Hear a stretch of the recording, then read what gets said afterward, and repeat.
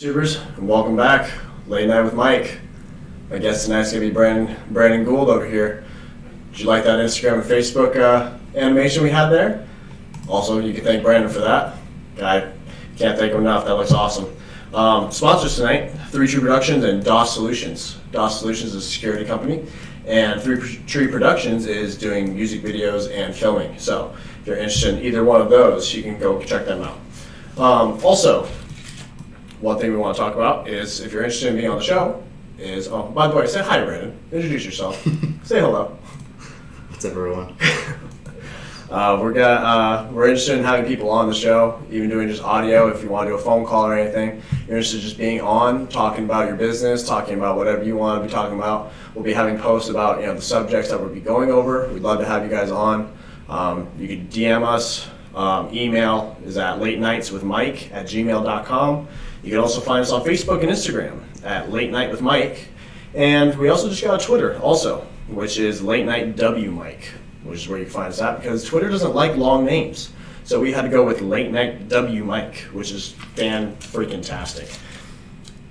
Anyways, though, I guess we should get started. We're talking about fitness and exercise today. So those of you that don't know me very well, that are just tuning in, I'm actually a personal trainer. I talk about fitness a majority of my days. Even the girl I'm dating, she's in the fitness industry also. That is a majority of my life and hers. We get into different conversations, and Brandon himself over here, he's gone through his share of exercise programs and working out, and we're all pretty passionate about it over here as we drink our beers. Cheers, Brandon. Cheers. Cheers. That's a Modelo, man. No, it's not. Where's your condom beer? Beep. Beep. This is episode 3 of the broadcast. I gotta show him the condom beer. Yeah, show him the condom beer. All right. Show him your condom.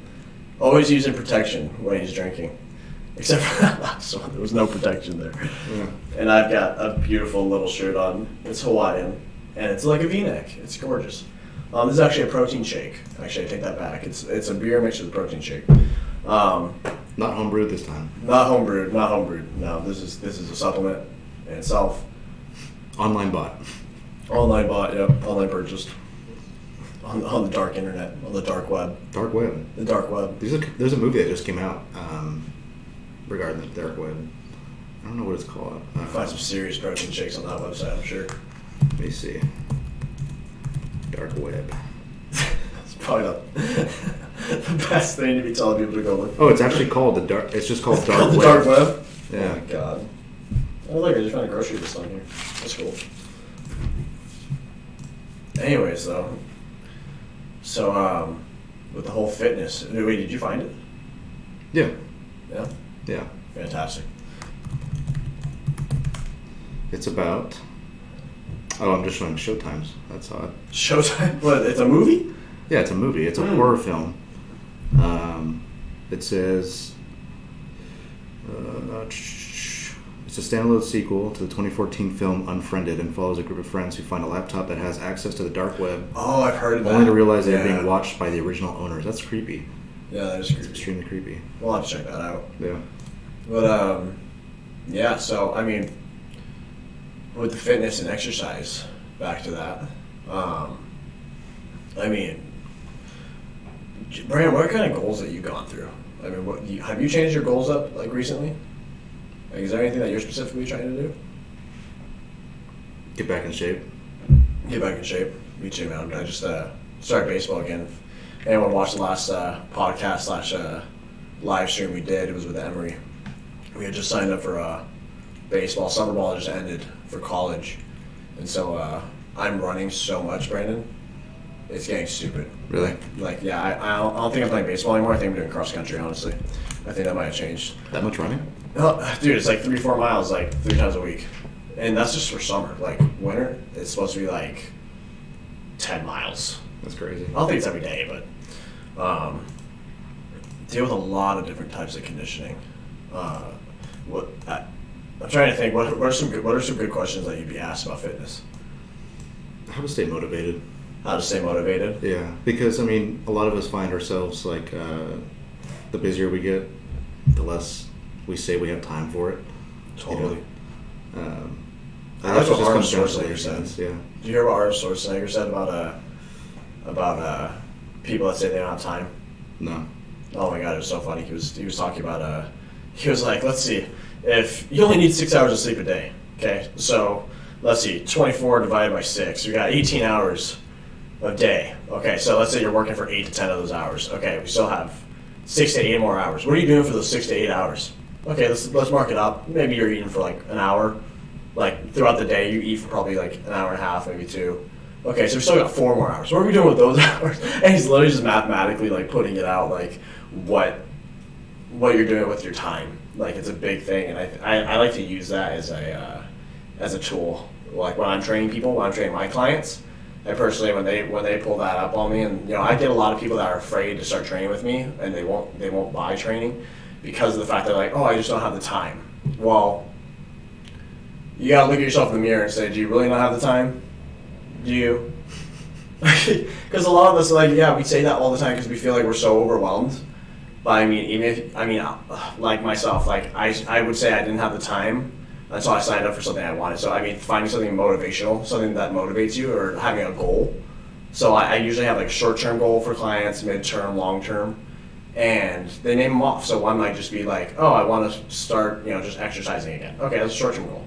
Okay, so while I'm exercising, a midterm goal would be like, oh, I'd like to be able to, I'd like to be able to do push-ups again. If I get an older client, depending on what their goal is, I want to be able to do push-ups again. Okay, that's a midterm goal. Let's say what's the time frame for that? Like 6 months, whatever. That a long-term goal, like what do you want to do in a year, 2 years, 5 years, whatever their goals may be.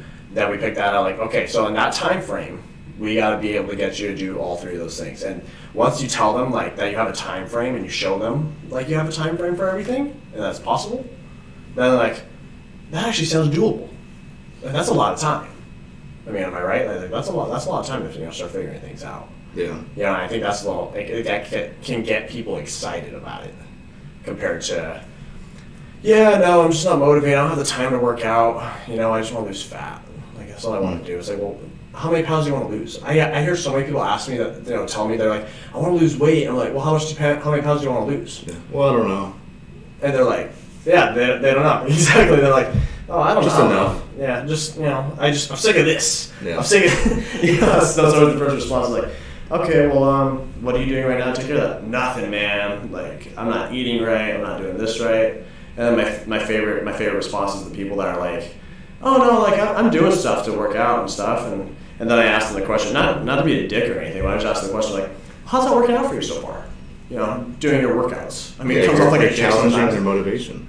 Yeah, it's like so like how's it going? Like you say you're working out already, you're already trying to work to lose that weight. So how long have you been doing it for? Like, oh, I started working out like 2 months ago, 3 months ago. Like, have you lost any weight? No. Okay, well, what are you doing to do that? And then when they tell me, it's usually like, oh, well, I'll work out once a week. I started eating salads. I started getting the burger. But I think like a lot of people don't understand that it's a lifestyle, and if you're not willing to live the lifestyle, I mean, it's not just like a one-stop shop. Like I know a lot of people who, even when I used to be huge into the whole fitness. I used to do bodybuilding for a bit. Yeah, I noticed a lot of people would just come in and say, I want to lose 5 pounds and I'm done. Well, if you don't carry on that eating habits, once you lose the 5 pounds, so what? You're just gonna start going to the gym and gain it back. Yeah, there's you need stability, Mm-hmm. Yeah, the lifestyle. I also like using the phrase, if you treat it like a hobby, it's gonna treat you like a hobby. Yeah. Because it's like, we could do this like a hobby, like this stream right now. We could do it like a hobby. But then it would treat us like a hobby, which, I mean, we do this just for fun. You and I, we've been doing this podcast just for fun. We've been lucky enough to have Emery helping us out as well. But, I mean, we treat it like a hobby, it'll treat us like a hobby. And we want it to be cool. We want it to be exciting. We want it to be fun. We want it to look good. We don't want it to look like shit. So, I mean, we can't treat it like a hobby because we need to make it look how we want it to look. And, I mean, just like your intro, we made the Facebook, the Instagram, we made those animations. And, I mean, I think it makes the stream look a ton better. Compared to where it used to be. And I mean, exercise is the same way. I mean, if you're if you're just treating it like a hobby and you're like, yeah, I just want to lose 5 pounds, and you have nothing after that, it's like, okay, I lost the 5 pounds. I'm just gonna maintain. Even if it's just the goal is just to maintain losing that 5 pounds, then you should continuously have a plan to continuously keep that 5 pounds off. But most people, when you ask them, really, like, all you want to do is lose 5 pounds, like, there's nothing else in your life that you haven't been able to do, or nothing that you've, even thought about doing that you weren't able to do before that you wish you could do. Yeah. I mean, for me personally, like, I'd like to, do more Spartan races. I'm getting ready for baseball. I'd like to throw, 5 miles per hour faster, or,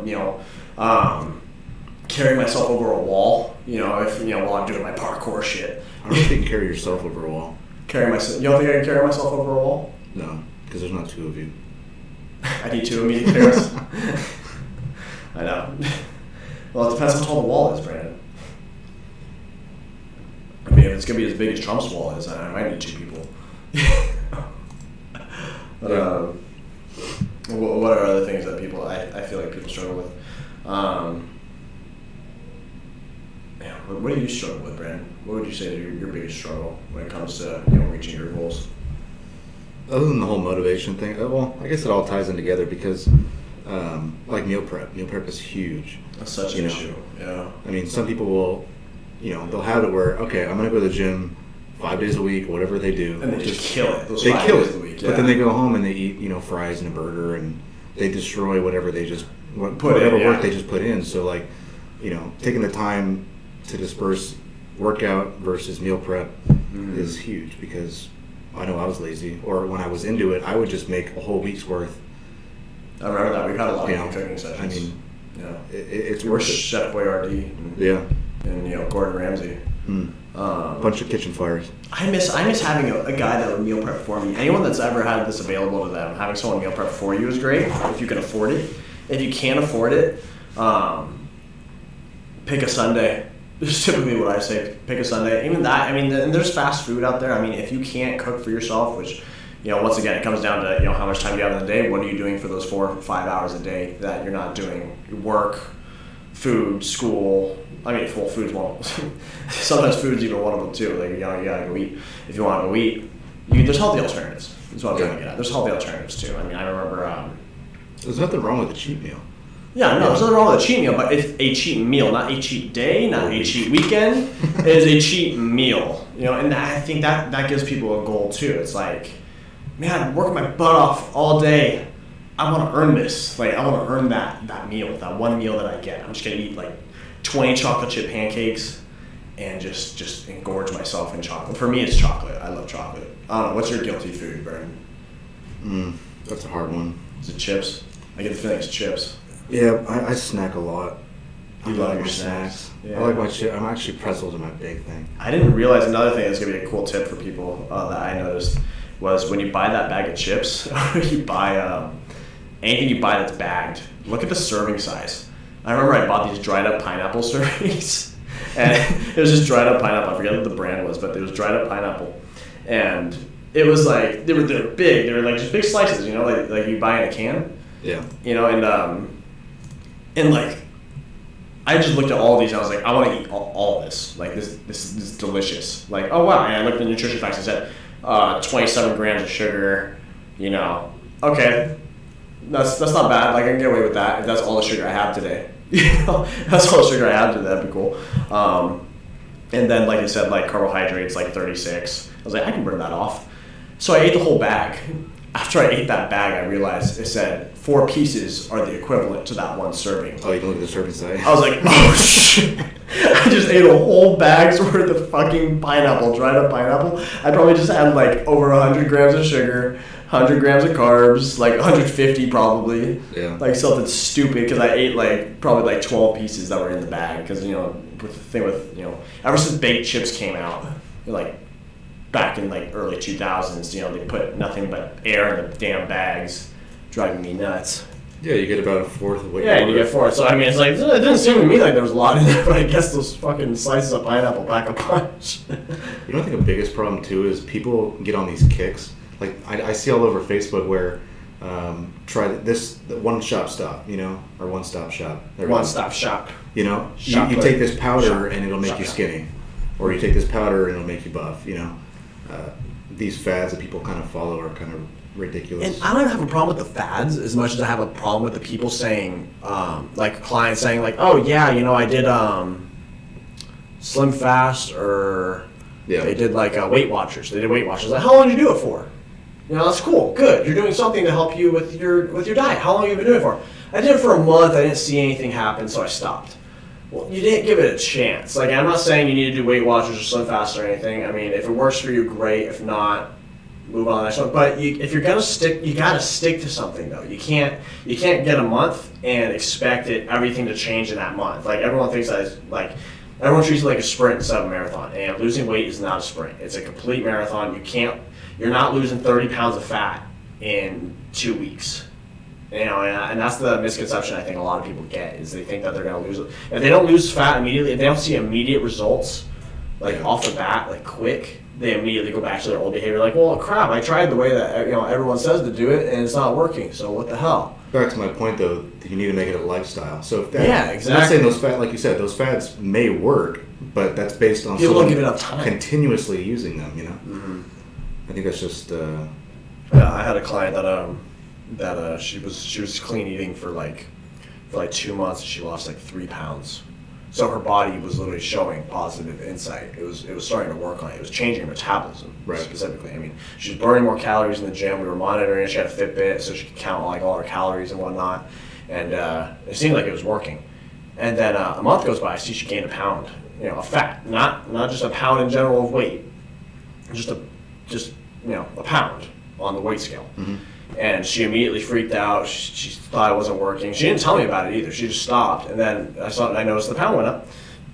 And I was like, well, how's the diet going? She's like, oh, I stopped because I didn't lose, because it wasn't working. I was like, what are you talking about? We lost like 2 pounds, 2-3 pounds, And she immediately was like, oh, well, I mean, it just, and it seemed like I was really losing weight. I was like, oh, it was, but now that you've, taking yourself off that track, now you got to start back all the way over again and reset your metabolism and get your body going. You're getting used to a healthy lifestyle again. I mean, your body's been programmed to do. We've been eating crap for so long that our body's adjusted to it to the point where it's going to take, obviously not as much time, but it's going to take some time to get your body into a healthy program. Your body's got to adjust. Like, oh, okay, this is what I'm supposed to be eating. Well, I don't need all this fat. It's got to drop it. You put on some muscle when you're exercising, and it usually works out a lot better. Yeah, you know what I think another thing is too is, and it might be minor, but I remember when I was big into like the whole fitness thing, people used to come up to me and ask me like, what am I doing? And I asked what they meant, and they said, well, I'm not growing. It's mainly men. They're asking how to grow. Yeah, get bigger. I want to be jacked. And I said, well, how do you get your arms so big? Yeah, so what are you doing? What is your daily routine? What are you eating? What kind of juice did you drink? They said, well, I've only gained, half an ounce since yesterday. Yeah. And that to me was ridiculous because you can't weigh yourself every single day, in my opinion, because it's all a mental game. It's huge on the mental game. I have a client I slap on the hand because she literally checks the scale every morning. Yeah, you can't I was like, do that. Stop doing that, or I'll come to your house and I'm going to throw away your scale. Because not only is it sometimes either depressing or rewarding, but if it's not what you want it to be in the morning, then it can affect your whole day, your whole workout. Depression kicks in, cortisol levels go up, water weight goes up. All of a sudden, you've gained another 3 pounds just by thinking about it. Exactly. Yeah, and then it's a reverse cycle. Yeah, and one thing that bugs the crap out of me is when they're like, "Oh, my scale says I weigh this," and I'm just like, "Okay, well, how many pounds of fat do you have on you?" "I don't know, but I want to lose weight on the scale." I'm like, That's not your issue. You say you want to lose fat, right? You want to lose the fat. You don't care if you lose muscle, right? By the way, I was wearing a winter coat when I weighed myself. So it's like when you're weighing yourself on the scale, I get so mad when people weigh themselves on a scale without me present, at least for my clients. If you're doing it by yourself, I really recommend people go find out what your body fat scale is. Find out how many pounds of fat you have on you, not how many pounds in weight total you are. Find out your fat, find out your muscle, find out your water retention. There are places that have it. And what I really hate is when you get people that they're mad at the scale. And I'm like, okay, well, let's look. See, so you're not mad because you're not losing weight. That's not what the issue is for how you're looking. The issue is that you're not losing fat. Now, you can weigh 155, and be 50 pounds fat but 100 pounds muscle. And you can still weigh 155 pounds and lose 20 pounds of fat, but still weigh 155 because you put on that 20 pounds of muscle. When you exercise, you're putting on muscle weight at the same time. Your muscles are growing. More water has to go into those muscles to make them work, and by that, it makes them heavier. So by doing that, just because you lose a pound, you also gain a pound of muscle. typically. I mean, that's typically how it works. You lose a pound of fat, you're going to put on some muscle. So every time you lose weight, you might not lose as much weight as you thought you did, but it might be in fat. You got to measure how much fat you lost by some means.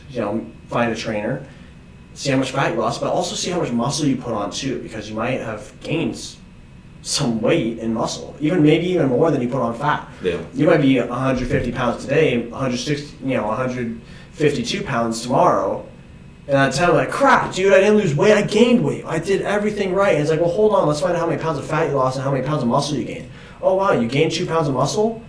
Hey, and you lost 2 pounds of fat. That makes sense why you weigh 152 today. You gained 2 pounds of muscle and you lost 2 pounds of fat, but the muscle made up for it. So that's why you weigh the same weight. But you are getting skinnier. You're just strengthening the muscles you have, and that's how they're growing. And that's a big issue that I have for a lot of people. It's getting to understand, don't pay attention to the scale. Yeah. Pay attention to the body fat in pounds. Find out how many pounds of fat you are, not how many pounds total you are. Because we are made up of a lot of different stuff, people. And a lot of it's water. I mean, what are we, like 65% water, I think, is the actual number. Look that up. What's the actual percentage? I think that'd help people out if they actually knew how much of their body is just water. How much water? And I'm not saying drink less water, that'll make you skinnier, because it won't. It'll just make you feel like crap. And cramping and other stuff. That's another topic we'll get into, is why muscles cramp. Which is also good, but percentage of water that human beings average out at. It says about 60%. Yeah, 60% water. So we're over half of our body is water. Yeah. And that's not including the bone, Give or take. the muscles, the skeletal muscle that we have on us, the connective tissue on top of that, and just everything that we're made up of, our skin and whatnot, your clothes, unless you do it in the nude.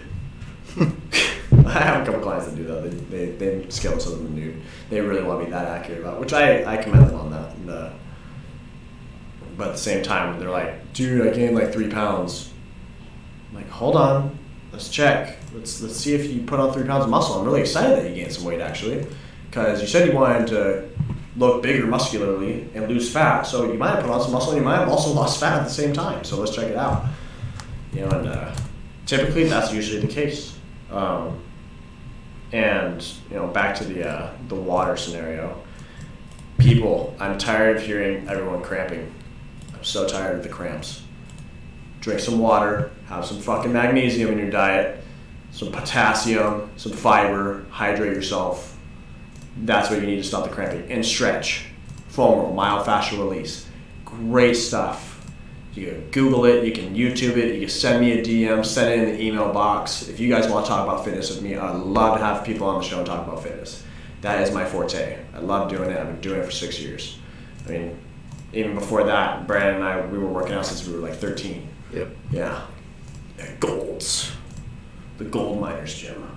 Yeah. I started 24-hour fitness. Yeah, I my first gym was at Gold's. That was my first place. It hasn't changed at all. Yeah. I think they got a couple row machines in there. And there's so many different ways to work out that I never realized until I actually got into the fitness industry, until I started working. I remember being that trainer that had just gotten his certification and just walked up like, yep, everybody needs to bodybuild. Everyone's bodybuilding today. We're all doing bicep curls, all doing chest press, leg days. That's it, one muscle group at a time. And that's not how everyone needs to lose weight. Everyone has different goals. Everyone has different goals. Misinformation too. Yeah, I remember walking into, I'm not going to name the store, but it was a supplement store. And there was this big old jack dude right behind the counter. He's like, little kid, let me show you what you need. And he pulls up something that looks like steroids. I'm not going to say what it was, but some stuff that probably shouldn't be used by a 16 or 17-year-old boy. It worked though. But anyway. You said what the supplement was? Huh? You said what the supplement was? No. No, what was it, like creatine or something? You could say that. It helped with your workouts, I'll say that. Okay. And, but it's misinformation too, because you got to get, a trainer's probably the best option for advice. Yeah. And you got to learn to, you can't just trust someone who's... And not just any trainer either. Ask them what their shirts are. Mm-hmm. Ask them what their background is. Ask them what supplements they've taken. Yeah, there's nothing wrong with that. I mean, I've worked at a supplement store before, and I've tried everything on the shelf. I can tell you what to not try and what to try. What places are better than others too. At least that I personally think. And some things aren't going to work for your body. I mean, might have a high caffeine tolerance, but I don't. So I take this pre-workout that's got 400 milligrams of caffeine in it, and I'm amped, and it gets me feeling good. For you, or say you get someone with high blood pressure, they're not going to be so happy. They're going to have a freaking heart attack. Well, one of the things too is they're just, a lot of them are, I'm not going to say all of them. Sales. Some of them are just there to make the sale. Sales. So when for me, I can't have nitric oxide in a pre-workout. Yeah. Guess what he gave me? Nitric oxide in a yeah. pre-workout. And for anyone that doesn't know what nitric oxide does, it actually helps open up the blood vessels, or your arteries, blood vessels, just in general, to get more blood flow into the muscles. So a lot of bodybuilders like to do it. That's nitric oxide. That's what it's about. It's to help get nutrients into the muscles and whatnot. But it does mess with blood flow. So for someone that is sensitive to stuff like that and can't have that, that might be an issue. But that's the thing. That's why you got to ask questions. You got to do your research. It's always important. Especially when I worked at a supplement store, I always had to ask that. Is there anything you're sensitive to? Yeah. Do you have any medical conditions I should be aware of that might be damaging? Things like that. And all healthy alternatives are. Another thing I hate is people that are like, oh, I don't need supplements. I eat enough. I eat my veggies. Well, supplements, that's the reason for the name is supplements. You're supplementing what you already have. Mm-hmm. So supplements are supposed to be taking what you're not getting enough of. And I don't think people understand how much food you actually need to get everything that your body actually uses. Yeah. And there's more that your body may or may not be using enough of that you don't even know about, but it could be taking, it could be helping you out.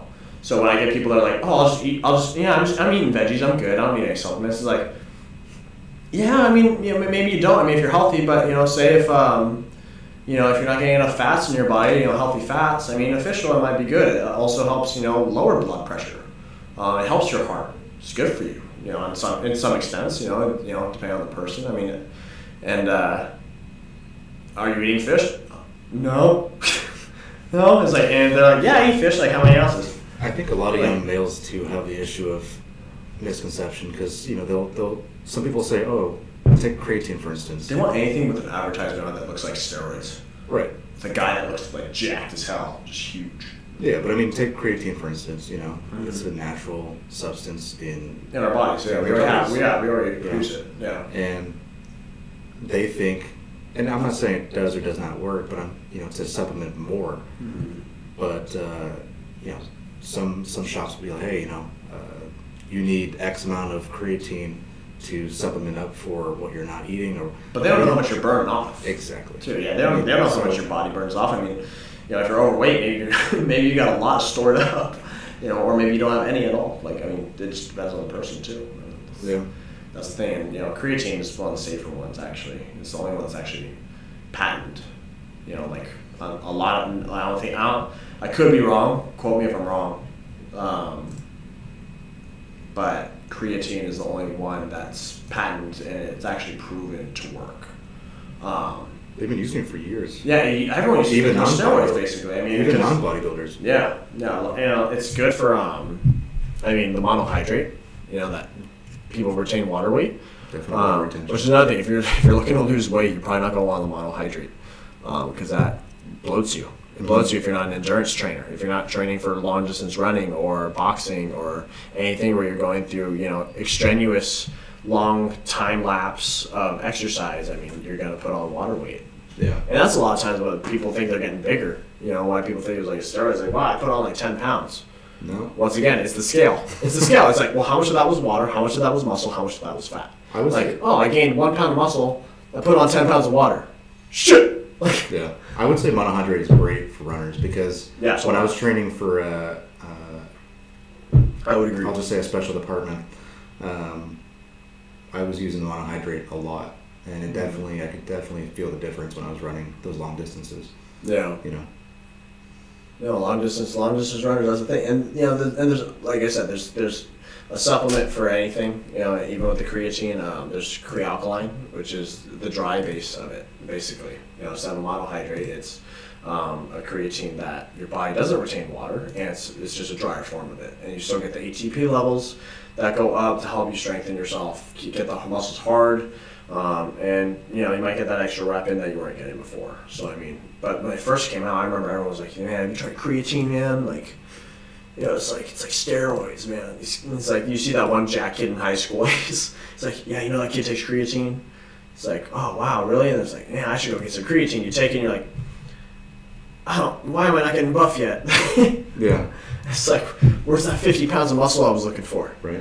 It's like, it's not creatine. Creatine's not steroids, people. It's not steroids. Yeah, dude, I hate scales so much. At Equinox, we had a pretty cool one though. It was like an InBody. It was called an InBody, I believe. And you step on the scale thing, and it had handles on it, and it would send like an electric pulse up from the feet. Like it had like these magnets. Yeah, it had like these magnets on the bottom of your feet. I don't think they were magnets. It was metallic. It was like metal. And anyways, it was sent an electric pulse up, through your body, and that's how it would measure out your water, your muscle, and your fat. So that was a really good way to show people, like, look, you're not all just fat. Like, you have a lot of other things. Like, did you know you had this much muscle on you? Like, that's like 2/3 of your body almost. Like, so you don't need to lose 100 pounds. You only need to lose 30 because you weigh like 50 pounds of fat. Yeah.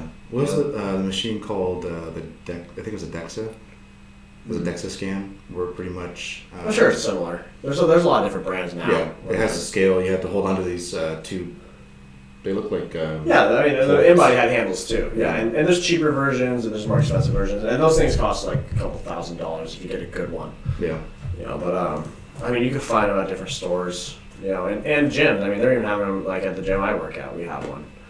It's a cheaper one, but it works. And I think the best way known, as far as I know, to actually measure it out is like one of those tanks. You sit in like this pool of water basically and like drown yourself, get all the oxygen out of you, and then literally like right after that happens, like I guess your fat separates from your muscle because fat floats, right? So the fat floats to the top before your muscle does. So when you sink, and then kind of measure out how much fat it separates it more, so they can measure out better how much fat you have on you and how much muscle you got on you. How much muscle is weighing you down compared to how much fat you got on you.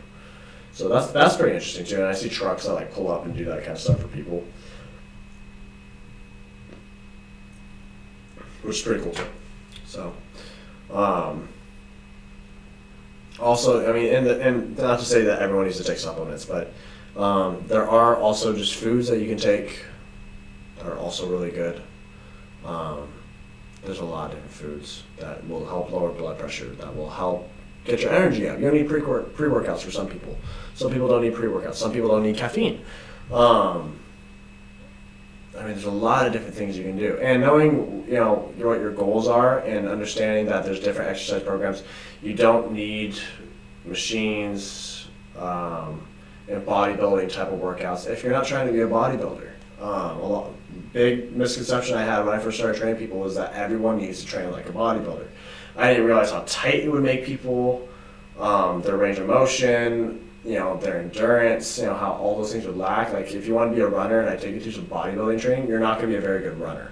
Yeah. You need explosive training. If you're just trying to get your joints to feel better, bodybuilding just tightens up your muscles, stretching properly. And we're going to be, okay.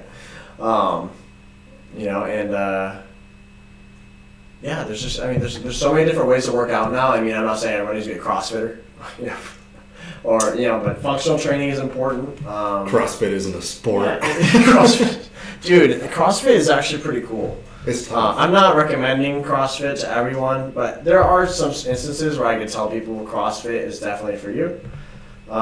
If you're trying to be functional training, that's why I never say CrossFit. I always say functional training.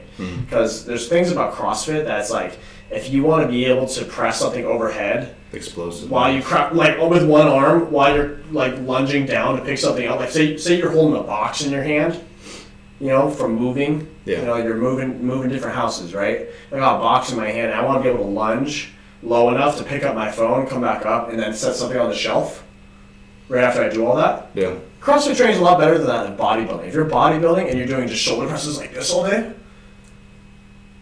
yeah, you've gotten really good at strong shoulders, and you could probably put a box over your head, no problem. But being able to do that multiple motion and have that range of motion to hold it up while you're moving at the same time.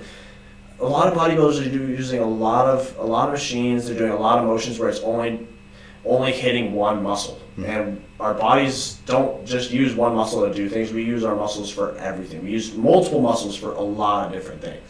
So I mean, if you're trying to like get your joints to feel better, if you're trying to feel better in your everyday life, bodybuilding probably isn't the best thing unless you're just trying to look good. If you're just trying to look good, if you just want your muscles to be bigger, for sure, bodybuilding all the way, kill it, hit that 405 on bench, squat 600. But it's not functional for the long term, It's not functional for long term. What, bodybuilding? Yeah. Oh no, it's not functional. It's not functional in the sense of it's.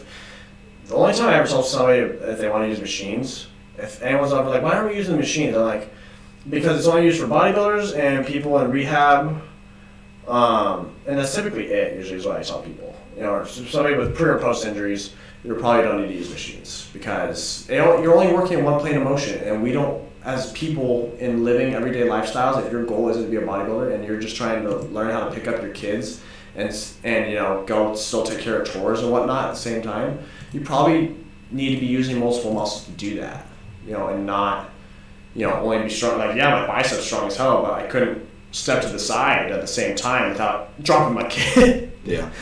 So it's, you got to learn how to use your muscles as a whole. And I think it's just better because of the fact, for people that are trying to just be functional or have joint pain or anything, it's better because you're really getting more into tune with the way your body works, how your joints rotate, how the bones in the sockets rotate, your ball and socket joints, your hinge joints. You're finding out their ranges of motion. You're finding out how they work together, and that's some really cool stuff. I could talk about this stuff all day. This is like my shit, But I think we're going to be going on a break, guys. So we'll be back in about, well, no, how long are we going to be back in? Brandon, we didn't have any technical difficulties or anything, did we? No, let's do 10 minutes. 10 minutes? All right, we'll be back in 10, guys. Thanks for coming back to Late Night with Mike, and we'll catch you later. Hey, viewers. Welcome back to Late Night with Mike. I'm still here with Brandon Gould over here, the man, the meth, the legend. It sounded like you said meth. Meth? The meth. I do not condone that. The myth, the legend, the real legend, Brandon Gould over here, running the show, from behind his laptop and keeping this ship floating. Barely, but it's floating. And the topic was fitness and exercise. I see that we got viewers going on over here. If you have any questions or anything and want to become part of this conversation, feel free to blow up that chat box a little bit. Don't get crazy on us. Feel free to ask any questions or anything about our topic. Feel free, and once again, you can reach us. If you do want to be on the show, if you'd like to be a guest, or even just phone in, and talk to us. In future streams, you can find us at our email. You can go ahead and email us at. What is it? What's our damn email? Late Nights with Mike at gmail.com. Facebook, Late Night with Mike. And also you can find us on Instagram at Late Night with Mike. And also on Twitter, we are Late Night W Mike. The tweeter. With the tweeter. We're doing hashtags and whatnot. And it's really cool that we were able to get all that set up. I mean, you guys, for people that, that don't know a lot about what goes into this stuff, like, the amount of work, I can't thank Brandon enough. He does a lot of work back there, guys. Emery, too. He's unfortunately he couldn't be here with us tonight, but cheers. The lighting in here is great. Cheers, Emery. If you happen to pop up on the stream at any point. He does a great job with the lighting and, helping out. And Brandon, you guys kill out those animations you put up. We also, there's a lot that goes into this that, nobody gets to see, and it's getting better and better every time that we get at this. And we're aware that there's echoing, so if you guys could just bear with us through the echoing, through the mic, that's great, thank you. If you're not already, subscribe to our YouTube channel. The support means a lot, because to show that our hard work is paying off. People are starting to enjoy what we're doing. But anyways, let's get back into it. Fitness and exercise. Viewers, hope you're enjoying it. We talked about scales, supplements, weight. I think one thing is exercises and stretching. A lot of stretching I don't see people do, just as much as I don't see people meal prepping or making the right meals. Stretching is important, and especially depending on what you do, stretching can be important too. For me, I'm a pitcher, so like if I can't like have my hamstrings mobile enough or my shoulder mobile enough, I start to feel it in my elbow, and I feel nerves tingling in my fingertips. It's actually one thing I'm working on right now. Just trying to get that tingling feeling out of my fingertips. It doesn't sound good. It's not at all. It's because of the nerves that glide through my arm up to my shoulder. They're not gliding. They're like rubbing against everything. And that's because I'm so tight in certain areas. It's pulling against the nerve instead of the nerves like smoothly gliding through my muscles. It's literally just like being pulled against. So every now and then, if I don't stretch, if I don't foam roll doing myofascial release, that really messes me up. Like if I don't do that, I definitely feel it a lot more than when I do. I don't feel it at all when I do everything correctly. For people that don't know what myofascial release is, what it does is it's breaking up connective tissue, and what that connective tissue is your fascia. And what fascia is basically the connective tissue that's on top of the muscles. Everyone that says they're tight, their muscles are tight, most of the time that I've noticed, at least, you might have a different opinion, Brandon, but typically when people say they're tight, they think their muscles are tight, usually it's the fascia. I've taken people through stretches and they still feel tight, and then after you take them through foam rolling, doing myofascial release, typically they feel better after the myofascial release, and the stretching did nothing for them. Yeah. And the reason for that is because that connective tissue, those knots that we feel when we get massages and whatnot, those big knots, is that connective tissue after lifting weights and you're tearing that connective tissue, those little microfibers you're tearing, they don't always go back into sync. Like, so imagine like this is like our connective tissue. Our connective tissue looks like this, right? When we're born. And every time you stress out, like say your neck, you said your back's always tight, right? Yeah, and you lift a lot of weights, you're always sitting, behind that computer. Yeah. You might be doing this a lot, and that's, That's a good portion of my job too. I spend a lot of time on computers. Yeah, so I mean, that's constant messing with muscle fibers in a position that they tighten up in. And that causes muscle, that connective tissue fibers to basically go from this into this, and they start to just knot up and get ugly. And what myofascial release is doing is basically realigning those connective muscle fibers and getting them back to being lengthened and putting them back in line with how they're supposed to run with your muscles compared to being crossed up and causing those knots in the first place. Massage therapy I've used before. Foam rolling is good for it. Cupping, that's a new thing I've been getting into, is cupping. And heat. Heat's another big one. Loosening it up, not putting ice on it. Because we're trying to loosen things up. We're not trying to, tighten things up and slow down blood flow into areas. We're trying to loosen everything up. So a lot of people that like exercise are like, oh yeah, I iced after I worked out. It's like, well, you just slowed down the process of healing that your body naturally does, and that's another misconception that people don't understand. Is guys, when you work out, and I'm not saying that ice doesn't have its purpose, but when you are working out and you're working out muscles and you're sore, that's because you tore muscle fibers slightly. It's microfibers are being torn, and when you do that, your muscles get sore because they're inflamed, and that inflammation is actually a good thing because that means blood flow is going directly into that part of your body that's sore and that you worked out. So when you have that, you want to put heat on that because heat actually speeds up that process, and that's what's actually going to help you recover faster and healthier compared to if you put ice on it. Yeah, you're numbing, you probably feel better icing, but that's because you numbed it out. You've slowed down the process. It's not doing its job anymore, but you numbed it because you made it so cold that it literally doesn't feel anything anymore. You've chilled the nerves. So when you ice, you're actually slowing down a healing process that your body actually needs naturally. Now for joints, for chronic joint pains and stuff like that, icing, it totally has its place in that. It's important. There are, like I said, talk to a professional about it. Talk to somebody that works with ice. Talk to somebody that works with heat. There's even like those cryotherapy like booths that you can like get a shower in. Brandon, you heard of those? Yeah. Yeah, those are pretty fun, huh? I've never actually done one. Have you? No, but they don't look fun. They don't look fun. I saw Snoop Dogg did it. That guy's like killing it right now. He's trying to get into exercising and he's like doing. I wonder if it's expensive. From what I heard, it isn't. Yeah, because I mean, because it's so cold in there, you can only last in there for a certain amount of time. I think I'm not sure how long a person's not supposed to be in there for, but I know it's not supposed to be long because it's like the coldest temperature your body can handle, and it actually can start burning you, I assume. And so you can't charge people like $200, or even like $100 for say they only need like 2 minutes. Well, I'm sure there's tolerance wise. I know a lot of physical therapists have.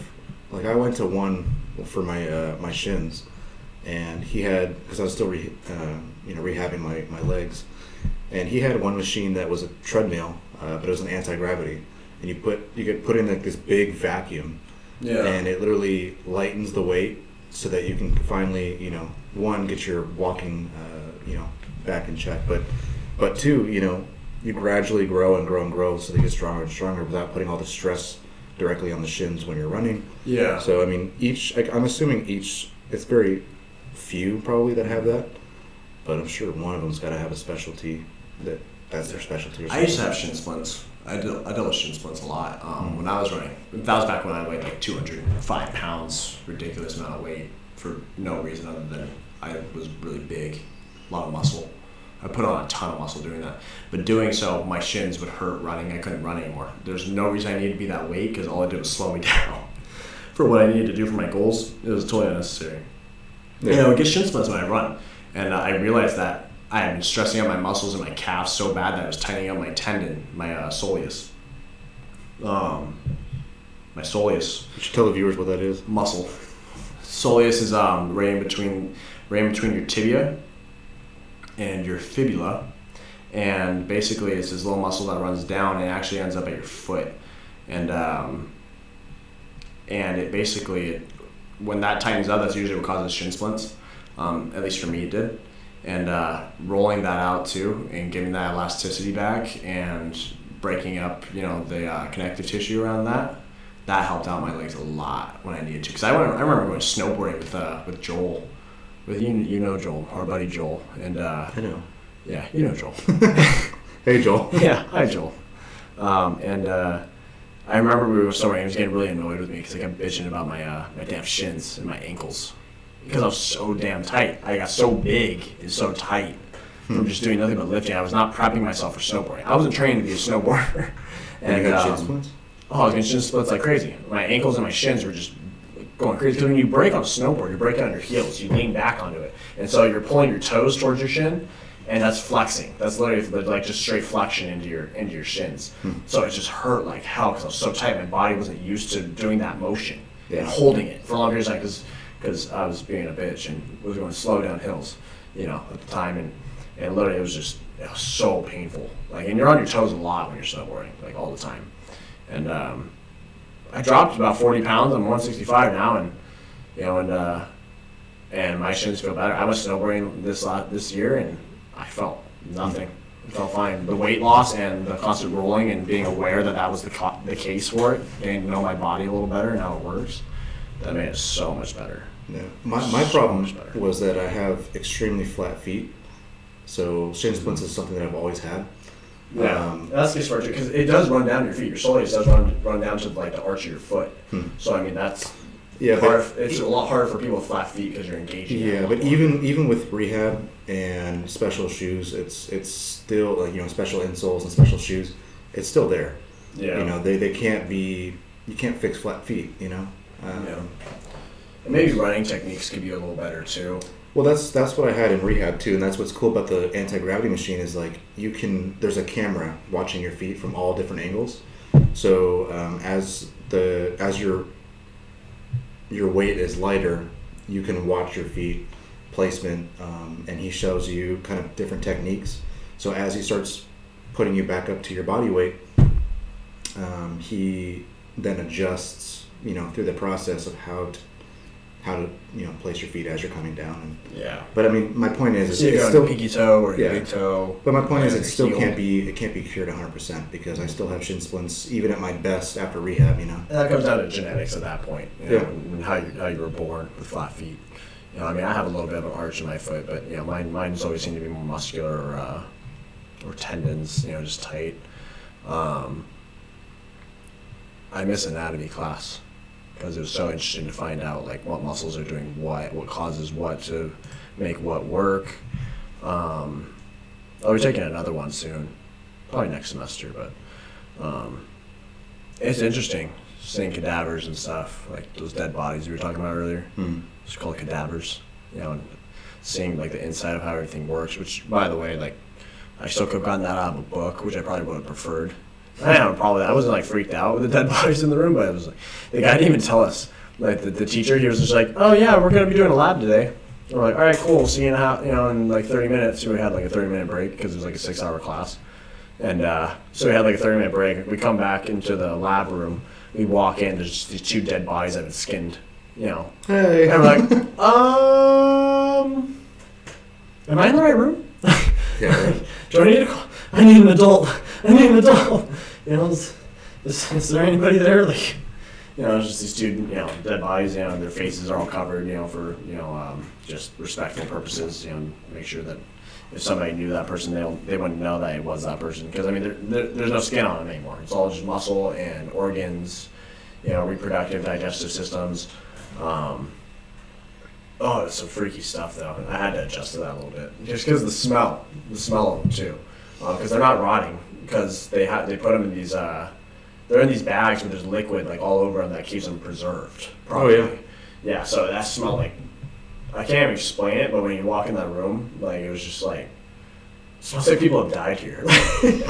And then wouldn't you know, there's dead bodies in there. Right. Cadavers. They're cadavers, and calling them dead bodies is frowned upon, apparently. We had to call them cadavers. Yeah. Scientific terms. You know, yeah, figuring out the anatomy of your body is very important as well. I had one guy that was benching, and he's like, I feel a lot in my neck. And I was like, okay, well, first of all, he probably has a tight neck. Second, I guess he probably couldn't figure out how to turn on his pectoral muscles in order to create that push, you know, that protraction movement and the abduction that it requires. And he felt a strain in his neck. And we packed his shoulders down. I got him using his lats to keep him down.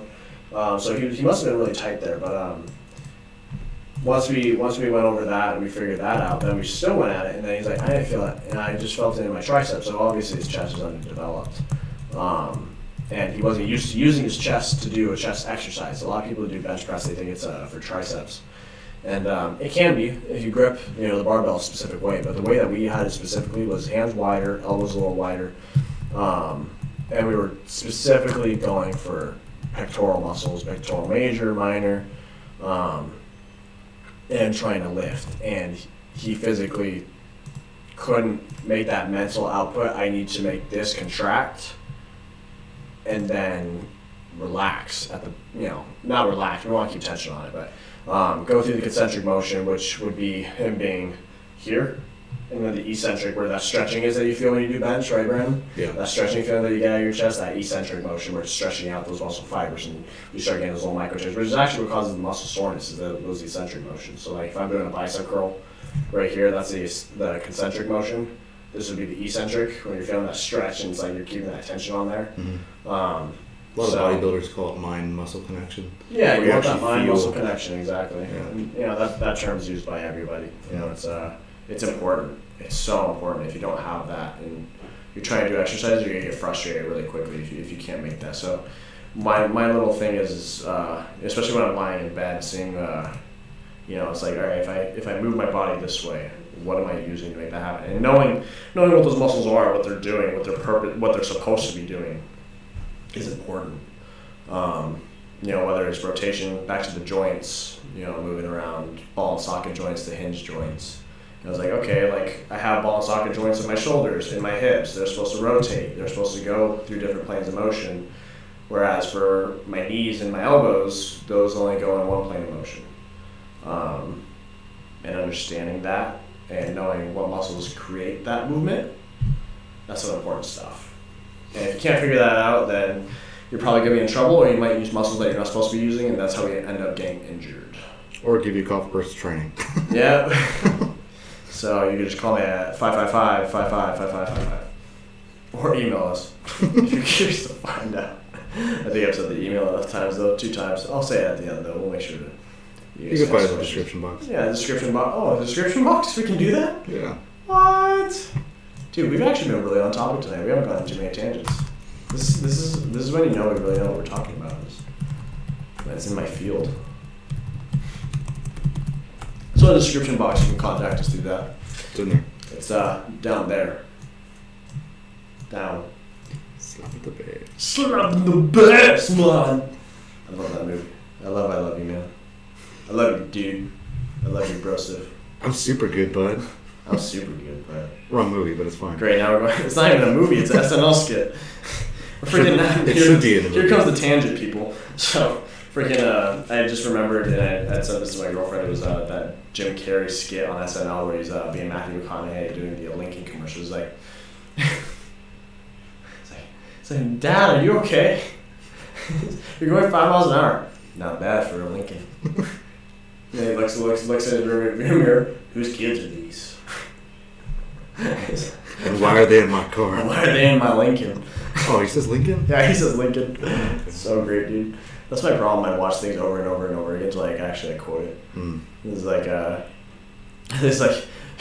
you don't drive a Lincoln because it makes sense. You do it because you love it. Or because you're an Uber driver. Which I've never, honestly, I'm kind of mad because I've never actually fucking had an Uber driver that drove a Lincoln. I've never been in a Lincoln. I'm so disappointed when he said that. And he's like, unless you're an Uber driver, I was like, where are these Uber drivers that are driving fucking Lincolns, dude? Like, the only ones I get are Priuses and Bolts. You know, or the Leaf, the Nissan Leaf. Got a lot of those. It's so frustrating. Well, aren't there 2 levels of Uber?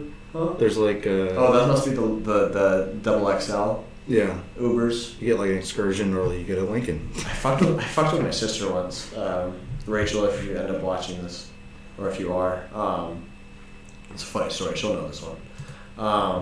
It was actually a sad occasion. We were gonna go see my family in Arizona. My grandfather had just passed away, and I'll never forget this. We were meeting at the airport at LAX, and she was like, "Hey, are you on your way?" And she's like, "Yeah." She's like, "How are you getting there?" I was like, "In an Uber." She's like, "You're going in an Uber?" I was like, "Oh yeah, I got a limo. I got an Uber limo." And she was like, "Wait, are you serious?" I was like, "Yeah, of course. I'm drinking champagne in the back as we speak." And she believed it. And she's like, "Oh, I just took a regular Uber." I was like, "All right." So I was like, and I said to her, I was like, "No, you idiot! I'm taking a regular fucking Uber. What are you thinking? Like, you really think I'm gonna spend that money for like a 30-minute drive down to the airport?" Nope. And I was like, "Yeah, I'm just looking for that." You know, regular Uber wasn't good enough. I took a limo. I took a limo to the fucking airport, not a club, not a nice dinner. I was like, "No, I'm drinking champagne in the back of a fucking Uber limo." So yeah, if I'm getting a limo, I'm not going with Uber. I'm getting a regular a limousine company. You know. And then I get there and I just held that over her head the whole trip. I was just laughing my ass off. She laughed for a while, but I just kept holding that against her the whole time. And then we ended up going to the airport and just getting drunk the whole time. It was great. Yeah. Nothing wrong with that. No, nothing wrong with that at all. It was a good time to be getting drunk. You know, those family memorials are sure fun. You know, but and she's in the fitness industry too. I think she used to be. You know, she worked for Equinox. I worked for Equinox. For those of you who don't know, I got my personal training certification with ISSA, and I got my kettlebell certification with Precision Athletics. I believe that's what it's called. I haven't looked at my certification in a while, but it's kettlebell specifically, CPR certified. Yeah. You've been doing that for how long? 6 years. Wow. I didn't get my kettlebell certification until 4 years ago. So that was my first job was Equinox. I got lucky. If I didn't go there, dude, I'd probably still be telling people, "Hey, do bodybuilding training for everything. It's the best thing for you." I'd be telling people on that. You want to be able to run 10 miles? You should go lift machines. Yeah, I remember when you started working there. Yeah, that was a great experience. I loved it. Just the clientele wasn't there. Right. At the time, I hear they're doing great now. I'm really happy for them that they're doing well now. But just the education I got from it was great. It made me 10 times the better trainer that I would ever be, and now I can really see a good trainer from a bad trainer, since I've been at a place where, I mean, if you people don't know what Equinox is, it's like a gym for celebrities or for people with a lot of money. The membership, at least in my club, was like $150 a month. And with that, I mean, they want to make sure their trainers are the best they can possibly be. And so they actually have you go to a training institute for just learning about being a trainer. And if it wasn't for that, I mean, I can now tell a good trainer that's gone through a process, has really learned and applied themselves, compared to somebody that got their certification and never did anything outside of that. They weren't in the field for a long time. They didn't keep applying themselves after the certification, because the certification can only take you so far. And a lot of people, I mean, if you do it online, you can get through it. It's one thing, and then but experience is another, and that gave me the experience I needed to really understand good from bad trainers. And then you got in nutrition. I mean, I can get better with nutrition, but that's a whole other certification. The cool thing about Equinox was actually we got discounts for that kind of stuff. You got like certifications. That was really cool. That's why I did kettlebell when I was really into that at the time. It's really good for people that are going to be in the military. At the time, I wanted to be in the military. And a lot of my training with some of the trainers at Equinox, they trained me, and we did a lot of kettlebell stuff, and I actually bought a weighted vest for it and everything. But then I found out they don't take people with shitty eyes, a broken elbow at one point, and people with asthma into the military. So, other reasons I won't put on the stream, but yeah, so that didn't pan out, but that's good, because I wouldn't be able to talk about it right now if I was on, if I was in the military. I couldn't be on here right now talking about it. Hey, are you feeling hot over there? I'm super good, bud. You're super good. Cheers. Cheers. I asked because you for the first time realized how hot it is being in the hot seat where I'm at, where all the lights are pointed at you. I am on fire, Brandon. I'm sweating too. Contemplating the real questions. I'm sweating crazy. Why are we here? When I'm done with this booger, should I eat it or flick it out the window? It's like a tiny little tennis ball. For those who haven't seen that video, go check it out. Jim Carrey's awesome. Jim Carrey's Lincoln commercial. So funny. Actually, when I was in Hawaii, they had an art gallery, and some of the art was actually Jim Carrey's. Yeah, because did you know he was a painter? Yeah. Yeah, he's like a huge painter. He's a famous painter now. And his paintings were there, and my mom was like, "That's not Jim Carrey, or is that like another Jim Carrey?" She was like, "No way." I was like, "No, that's Jim Carrey. Like that's the stuff. He's an artist. Like he paints. Like he's kind of crazy about it. Like there's a documentary just on him." Yeah, I was gonna say there's a few videos on him. The video's on Netflix. There's a couple videos of I saw it. It felt like a movie. I could have sworn it was on Netflix. If it's not, I apologize. But it was a long thing just talking about his painting and his process and what got him into painting and what it does for him therapeutically, and it's really cool to watch. So I got to see some of his artwork in person. It's really freaking cool on Oahu. There's a lot of cool things I got to do in Hawaii. Every time that we get on the podcast, I always mentally I pick up something else that I did in Hawaii that I didn't even think about until I'm already back. So he's got cool artwork. If I had the money, I'd buy so many different art pieces. Like there was even one. There was one in a different art gallery that we were at in Oahu, and Leonardo DiCaprio had bought it, purchased it, and it was like expensive, so I couldn't get it. But the moment I had the money, it was. I honestly couldn't give you a real number. I don't remember, but I remember telling the lady, I was like, "Well, maybe when I'm a millionaire, I'll buy this." So it had been pretty expensive for me to say that. A lot of wealthy people collect odd items. Michael Jackson. If you look at a documentary of Michael Jackson, he used to buy like a globe that was worth like $2 million in a day. Like he's like, I want this, I want those couple paintings. Those were each like $1 million each. Yeah, well, that's what he made in his sleep. So. Yeah. And I try to wonder how much it costed for him to keep Neverland. Is that what it's called? That was his little long amusement park he had in front of his house. Yeah, his own ranch. Yeah, Neverland. Yeah. I wonder how much it costs to keep that running. That's a good Security, the Ferris wheels, the horses, like the zookeepers, like all that. Not to mention he had like a movie theater, a bowling alley, a theater in his house. And he ran that thing like every day from what I know. That must have been pretty damn expensive, dude. Yeah. It's 3,000 acres. 3,000 acres, Jesus. I'm gonna buy like 1 acre in Vegas and see what I can do with it. Wow. That's a lot of acres. That's a huge property. I'm super good, bud. Now you got that stuck in my head.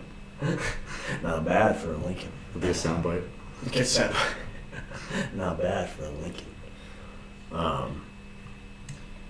Did you find out how much it costs to keep that thing running? Is that what you're looking at? What are you looking at? Yeah, I'm trying to find how much it costs per year to maintain it. To maintain. Not to mention something breaks.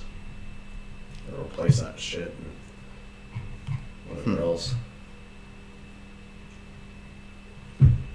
Doesn't say how much to maintain, but I'm assuming a lot. I like it a lot. Oh shit. Okay, I think we're good. Oh, I kind of flicked the mic. But we're good. Very good. Anyways, well, I think that's gonna do it from us tonight. Once again, my guest here was Brandon Gould, guy, the myth and the legend, the math, the myth, the legend, Brandon Gould. The myth legend. My name's Mike. Once again, you can reach us on Facebook, Instagram, at Late Night with Mike, and you can reach us on Twitter at Late Night W Mike. Damn you, Twitter. Tweeter. Yeah, DM us, send us a message, email us at what the fuck is our email? God damn it, Brandon. Late Nights with Mike. Late Nights with Mike. Why am I getting it? Late Nights with Mike at gmail.com. I'm gonna get better at that, guys. But Late Nights It'll with soon Mike. change. Website coming soon. Yeah. Once again, thanks for everybody for coming. Thanks for coming on Late Night with Mike, and we'll catch you later on the next one. Have a good night, everybody. Make sure to subscribe.